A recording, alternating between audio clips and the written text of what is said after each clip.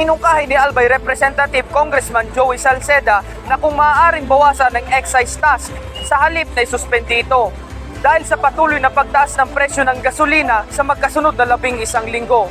Ito ang mga naging opinyon ng ilan sa mga namamasada at pasahero. Pero tama man guys si Salceda na i-suspindi na muna ta. Minsan mababa pa man guys diyan, bako lang ngunyan sigin taas. Mabot man ng bulan, pwede mong guys magbaba. Para sa akin, wag na lang isuspende po.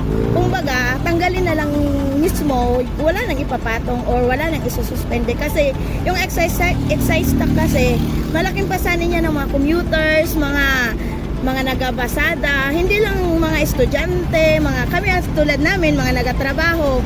Mahirap kasi pag may excise tax, kumbaga, lalong nagpapahirap sa tao.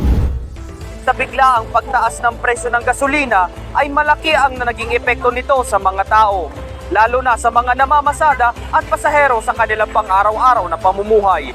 Para sa Periodistas, nagbabalita, Adam Manunuevo.